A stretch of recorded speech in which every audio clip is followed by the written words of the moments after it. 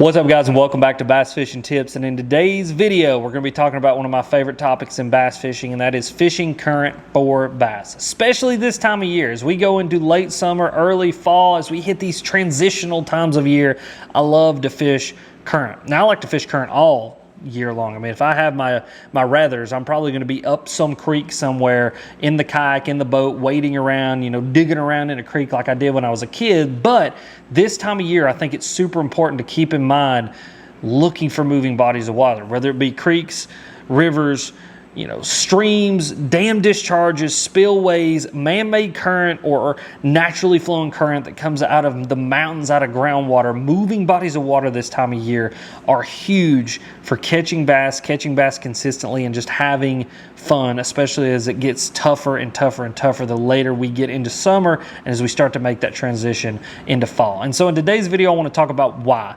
Why do I fish moving bodies of water? Because I think there's a few key reasons that really has kept me a river rat most of my life. And then number two, I want to talk about the top 3 lures that I would pick if I was going river, creek, stream fishing, just moving body of water fishing in general, that have helped me to catch some of the biggest bass of my life as well as the most, and just have a ton of fun. Because at the end of the day, that's what bass fishing is all about, is having fun.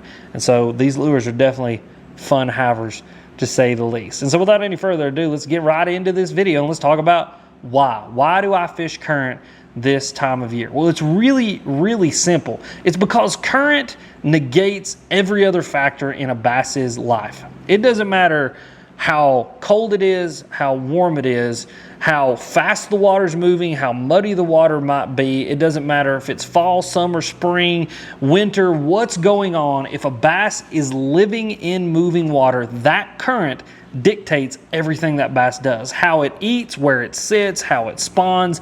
Everything about that bass's life is dictated by that current. And the reason for that is as that water is flowing, those bass have kind of a set of rules that they have to live within, a set of boundaries that they have to live within to be able to operate efficiently to make sure that they can do the functions of life that they have to do, mainly eat, swim, and make babies. And so when you got a flowing body of water, the little pools and eddies and backflows and the little protected areas in behind rocks and logs and those different things, all are areas that the bass has to live within. Now, a bass can get out in a current and it can swim, and a lot of bass are actually really efficient in current, and oftentimes you'll find bass that are living in areas that you would think, how is a bass sitting there? But because of their streamlined design, they're able to find like a little back eddy or a little current seam, and they can sit there and they can live and they can thrive.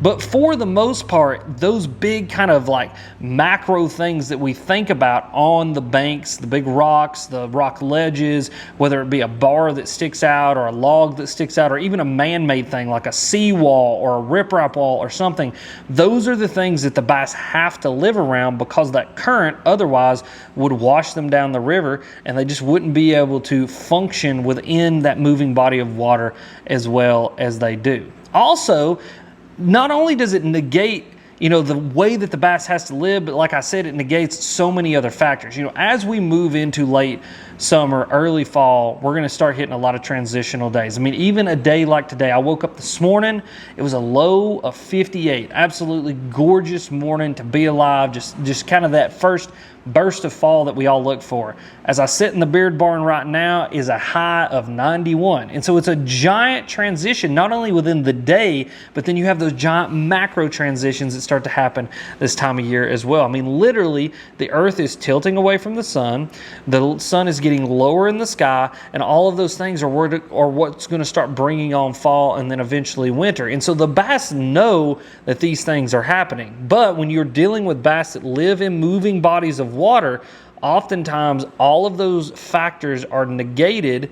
They're taken away because that moving body of water dictates how they exist so much. Another reason I love moving bodies of water is that no matter where you're at in the country, there are creeks, rivers, streams, dams, spillways, you name it. There are moving bodies of water everywhere in this country. I have been all over the Northeast, all over the Southeast, all over the Midwest, down into some of the Southwest as well. And everywhere I go, I drive over creeks, rivers, and streams. I mean, it's literally how the water cycle happens. When we go back to like elementary school science, when we think about the water cycle, water It's formed by evaporation. It makes clouds. Those clouds rain down on the ground. That rain runs off into streams and then eventually creeks and then eventually rivers, and then those rivers get bigger and then those rivers eventually run off into the ocean. The whole process starts again.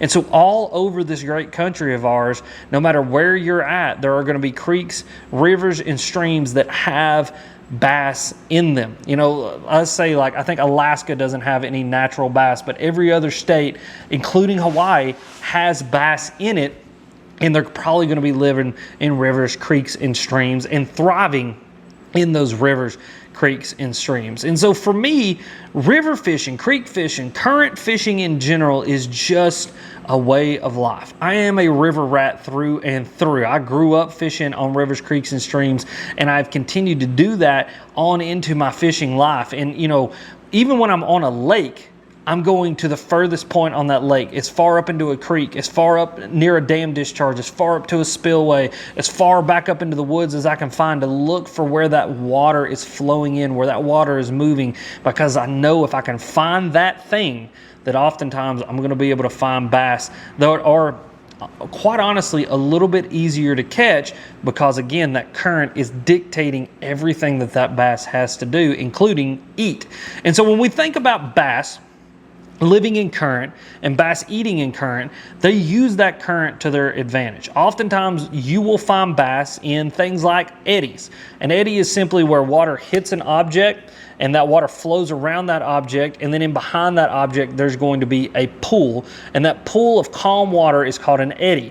Oftentimes, you know, you'll see this behind rocks and logs, maybe sandbars, maybe man-made things like bridge pylons and stuff like that, but those bass use that because that's just a natural calm area that that bass can sit, let the food come to it, it can ambush that food, and then it can survive. Another thing that I like to look for is back eddies, and so you'll oftentimes have current going down the middle of a river channel, and you'll hit either a bend in the river or maybe a bluff wall, and that current hitting against that creates a backflow of river current. If you've ever been sitting in a river and you get caught in one of those backflows, you will literally go up against that river current, and it's because that water is simply flowing backwards right there before it eventually gets caught back in that river current, and it just creates this circular calm spot, and those bass will use those areas as well. Another thing that I look for are washout points. Anywhere that you're about to go down a shoal, or any like rocks, anywhere that gets really shallow before it kind of drops in elevation, especially if you're fishing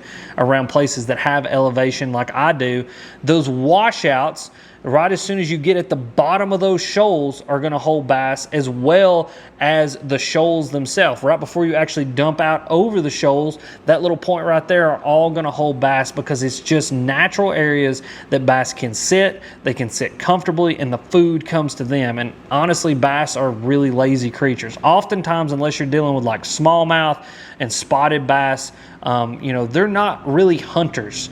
They're more ambush predators. They sit, they wait for stuff to come to them, and then they take advantages where they can, and they eat food that way. And so with all that in mind, why do I fish river current? Why do I love river current so much?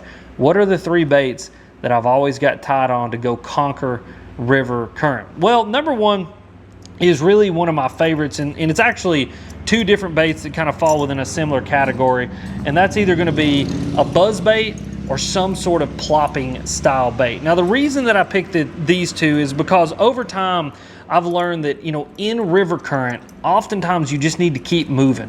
When you start throwing those walking baits or poppers or different things like that, they oftentimes don't perform super well because there's just a lot of turbulent water on top because that river current is moving. Where when you throw something like a plopping bait or a buzz bait, something that you can move quickly, that you can create some commotion on top that really helps to just displace water and create some water disturbance, those bass are able to see it, they're able to hone in on it, and then they're able to attack it. And honestly, when you're dealing with river current bass, like I said, they're a little bit easier to catch, and oftentimes they're a little bit more aggressive, because most of the time moving water is going to be cooler, it's going to be more oxygen rich, and those two things in combination really optimize a bass's performance. Like, you think about a human, they're the most optimized when their diet's good, when their exercise regimen's good, when they've got plenty of sleep. For a bass, it's simply oxygen and cooler water, like that 60 to 70 degree water range and oxygen, and then obviously plenty of food. just turns a bass into a killing machine. And so river current helps to create those things. And so with more aggressive bass, more aggressive lures like your plopper and your buzzbait really tend to help. Now, I've fished specifics when it comes to river current and it comes to my ploppers and my buzzbait. Number one, with my buzzbait, I'm going to be fishing a head knocking buzzbait. So what that means is I'm going to fish a buzzbait that the blade knocks against the head. I really have found that knocking sound seems to get more bites and bigger bites in river current. I think it's because of the knock. I think that little bit of extra disturbance and a little bit of extra water displacement really just puts off more into the water. And like I said, when you're dealing with more turbulent water or moving water, those bass can hone in on that a little bit better and they can knock the crap out of it. Now, I did a video on buzzbaits that I'll make sure and link down below in the pinned comments so that you guys can check it out, where I really break down buzzbait fishing and I talk about the head knocking buzzbait. But I'm definitely fishing a head knocking buzzbait, normally ripping that skirt off there, fishing some sort of plastic on there. And I really love a buzzbait too for river current, even over a plopper in some instances when I'm dealing with wood and hard cover. You know, this is going to come through that a heck of a lot easier than all these treble hooks hanging down below this thing. And so anytime I'm fishing around heavier cover in a river, I'm going to be fishing the buzzbait, picking up the buzzbait, because I'm just a little bit more efficient with it. It helps me to keep me weedless. And then too, if you're floating down a river in a kayak and the current grabs you and you're stuck in a tree with a plopper, you're losing a plopper. Whereas with a buzzbait, most of the time you're not going to get stuck with this thing, and it's a heck of a lot easier to get unstuck than these things are. Now, that's not to say that the plopper doesn't have its place, because it actually absolutely does, and it's one of my favorite tools for river fishing, just because it's a little bit bigger of a profile in the water than your buzzbait. It's a little bit more water disturbance than your buzzbait. Oftentimes, when I'm talking about, like, you know, early fall into late fall, and we start really talking about like those bass getting more and more aggressive, really start feeding up, that's when I want to pick up the plopper. Also, if I'm dealing with rivers where I don't have as much hard cover that may be, you know, under the water that I can get hung up on, I'm going to be picking up the plopper. Now, one of my favorite colors in river current is black.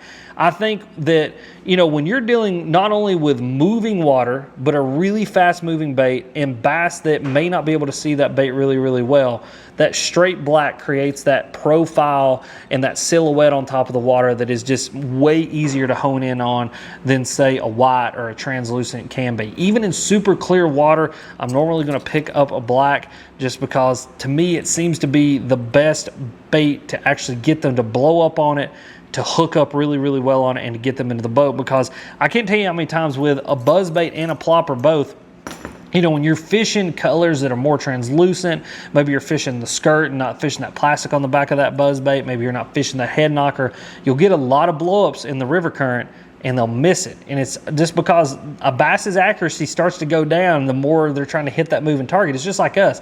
You know, when you're shooting skeet, you're trying to shoot ducks, it's way harder to hit a moving target than it is to hit a deer standing out in the middle of the field broadside. And so a bass is the same way. They have a harder time hitting a moving target. And so every advantage that we can give to a bass to help them to hit the moving target, whether it be color or sound or whatever it is, we need to do that. And so the black plopper is the one that I pick up, normally in the biggest size, which is the 120. And again, just like the buzzbait, I've already made a video about fishing ploppers, and one of my favorite ways to fish a plopper, especially this time of year for fishing lakes, which I'll link down below in the pinned comment for you guys to go check out.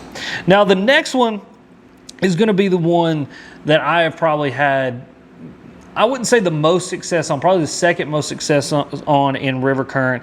And it's one that I had just really, really honed in on the past couple of years and has really helped me to catch some giant fish. Just 2 days ago, I was down in Georgia just a couple days ago, ended up catching a actually really big striper on a bladed jig, which we're not talking about white bass, we're talking about black bass, but then ended up catching a majority of my fish on a bladed jig. And a bladed jig is such a powerful tool in river current. Now, I set my bladed jig up a certain way when I'm fishing in river current, and I actually talked about this again in another video that I've made. You know, I cover a lot of these topics in other videos, so if you're looking for answers on certain topics, literally just type in bass fishing tips and then that topic, it'll usually pop up, or just search my channel for it. But a bladed jig is again, one of the best tools that I've got in my arsenal. Now, the way that I set it up a little bit differently is, number one, I'm normally going to be fishing some sort of elongated trailer. So this is a Berkley jerk shad. It's a fluke style bait. And the reason that I go with that fluke style bait, and I talked about this in that bladed jig video that I made, is that it almost creates like a tail on a kite. And what I noticed is when I would fish, thicker or wider bodied trailers, oftentimes that river current would grab those trailers and it would make that bladed jig roll over in that river current. And as I was feathering that bladed jig through that river current, those bass that would come up and eat it, and because that hook was out of position, maybe laid over on its side, they would come up and they would eat it, and I wouldn't get a good hookup on those fish. And so I started to really go down the rabbit hole of trailers on my bladed jigs to figure out which one could really help me in the river current, and I settled on some sort of fluke or jerk style or just elongated, soft, jerkbait style bait. And that's because that creates almost like a tail on a kite. It helps to stabilize that bait in river current. It helps to keep that bait upright, and as I'm feathering it through current, whether it be current seams, eddies, whatever it is, that bait's going to stay upright, and it's going to stay where that hook needs to be, that when that bass comes up behind it or it hits it from the side or it even comes up underneath it and it eats it, that I get a good hook into that bass. Because just like with our bladed jig or our buzzbait and our plopper, we are giving a bass a moving target already. And so anything that we can do to help that bass to hit that moving target and get that hook moving target into their mouth is going to help us to get a hook in their mouth and get those bass into the boat bank, the kayak, or if we're just waiting. Because fishing current, you're already at a disadvantage to those fish, because those fish are a lot more efficient in current than we are. Our big clumsy butts, whether we're going up it in a boat or a kayak, we're just constantly, it's a fight. Where a bass can sit in an eddy pool that's 6 inches by 20 inches long, and it can sit there and it can efficiently eat, efficiently swim, and efficiently live. And so we are at an automatic disadvantage to them as soon as we hook them. And so getting a good hook into them is going to be key. Now, when it comes to fishing river current and colors, it really varies for me. The two mainstays for me, though, are going to be a white or a white and chartreuse. Those are the two that I've had the most success on. Now, I will say that if we get in a little bit dirtier water, I have noticed stuff like blacks and blues, obviously straight black, maybe like a dark green pumpkin can really help. There's one instance that I can think of right off the top of my head where I was actually fishing a river in Florida, and it just was that really tannic tea color water, and the white just wasn't getting it done. And when I switched up to the black and blue, the bass started to really be able to key in on it, hone in on it, and to be able to eat it. And so, like I said, just like with our plopper, with our buzzbait, and the same goes for our bladed jig, do whatever is necessary to help that bass to really hone in on that bait, and then you're going to be able to get those bass to bite, get a good hook into them, and then get them into the boat bank or the kayak. But like I said, fishing that little bit longer trailer, that shad style, that soft jerkbait style trailer, for me has acted like the tail on a kite. It helps to stabilize that thing in the current, and it helps me to get bit just a little bit better and to put a few more fish into the boat, because again, we're at an automatic disadvantage when it comes to fishing current and fishing current for bass. But the bladed jig, I love the bladed jig. I got some great memories throwing the bladed jig in current. Now, I do want to give one honorable mention before we go on to number 3. And the reason I want to give an honorable mention is because it kind of categorically falls into the same category as a bladed jig while also not being a bladed jig, because I never really compare these two. Now, I did do a video comparing these two. Again, I'll link it down in the show notes or the pinned comments so that you guys can check it out. But that is a spinnerbait. A spinnerbait is one of the most powerful tools for fishing current for bass, and everybody knows that. You talk to any river rat, one of the tools that they're going to say to pick up first is a spinnerbait. Now, the reason that I prefer a bladed jig over a spinnerbait simply has to do with my experience and my anecdotal experience on the water as an angler. I have caught more bass and bigger bass on a bladed jig in the current than I have a spinnerbait. Now, the spinnerbait is a bite getter for me, and I've caught really big bass on the spinnerbait. Not, don't get that mistaken. But what I found is that a spinnerbait also is really good the colder the water is. And so it's definitely a tool that I pick up in current later in the year or earlier in the year. As we start to kind of go to the end of winter, the beginning of spring, I will oftentimes pick up the spinnerbait before I'll pick up the bladed jig. But for the rest of the time of the year, I'm probably going to pick up the bladed jig. Really all throughout the summer, on into late summer, fall, all throughout the fall, and even into the beginnings of winter, the bladed jig is what I like. But the spinnerbait is definitely an honorable mention. And like I said, kind of categorically, I fish them in the same exact areas. I fish them for the same exact bass. It's just that the spinnerbait for me, in river current specifically, colder water, it seems to shine. And so it really wasn't like my top 3, but it's definitely right there, like at number 4, super close to number 3. And again, these aren't in any particular order, but I would say this one we're about to talk about next is probably the most successful bait for me in moving water, and it's a bait that I think a lot of people overlook, especially when we're fishing small bodies of water.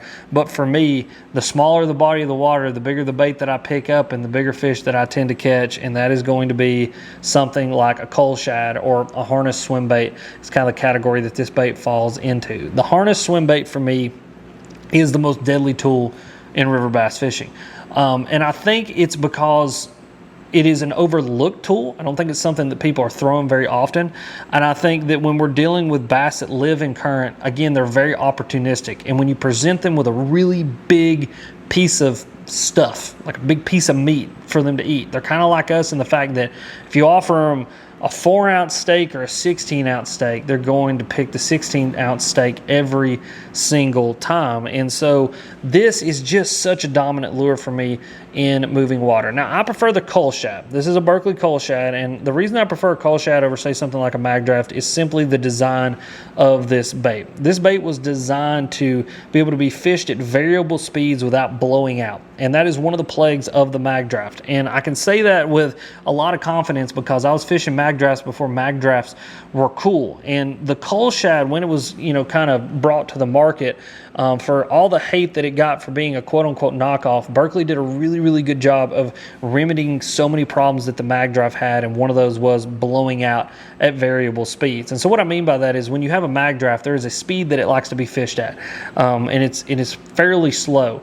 And so, you know, if you're not fishing at that speed, that bait wants to roll, you know, either do a complete, like, you know, 180 like a corkscrew, or it wants to roll to one side or the other. And when a bass eats it, oftentimes you're not going to hook them very good. Where with the coal shad, I can fish this thing at variable speeds. And when it comes to fishing current, that is super duper important, because a lot of the times I'm feathering baits through current. Even if I'm fishing in eddies, or I'm fishing, you know, water, you know, like a run or something like that, even if I'm fishing a run down into an eddy, I got to keep that bait upright, because at any point in that run or that little eddy that I'm trying to fish into, or that little current scene that I'm trying to fish, there could be a bass bite. And if this bait is like this and that bass hits it, I'm not getting a hook in their mouth. And again, like I've said, we got to give ourselves every advantage in the current, because they're already trying to hit a moving target. And so with the coal shad, I can vary my speed of retrieve. I can keep this bait upright. I can kind of keep it feathered through the current, and as it goes down that current, keep it upright, but keep it activated and keep it moving, keep that little head shimmy and that tail going, and those bass are able to eat it, get a good hook into their mouth. And I have, again, put some just giant freaking bass into the boat, the bank, and the kayak with this bait. This bait actually holds for me the biggest 5 bass limit that I ever caught in a kayak, and it was all spotted bass out of a creek that literally was no wider than my building, which is 35 feet across. I mean, literally at some points in that river, I couldn't turn my kayak sideways because I would have gotten hung up. And this bait single-handedly helped me to catch the biggest 5 bass limit, which was 98 inches, if I remember correctly. So 5 spotted bass for 98 inches, just incredible. Now, when it comes to colors, with a coal shad or any harness swim bait, specifically the coal shad, albino is my go-to color, just a straight white. I mean, as you guys can see here, this one doesn't even have eyes anymore. It has been eaten all to crap. Sorry, the sun's shining on it, so it's kind of blowing it out. But literally, this one has been chewed all to pieces, and it literally got chewed all to pieces just like that, just fishing a river just yesterday. And so, yeah, guys, the harness swim bait to me is probably the most powerful tool in all of river fishing, creek fishing, just moving water fishing. It's one of the most overlooked tools, and it's one that I absolutely love to throw, and has caught me some giant bass. But yeah, guys, that's river and creek fishing 101. Go check it out. there's a river or a creek flowing near you, I promise, go pick up some of these baits. Go check it out. I bet you'll have some of the most fun that you have in bass fishing. And if you guys enjoyed this video, click this video. It's popping up right here, or any of the videos I've got linked down in the pinned comment.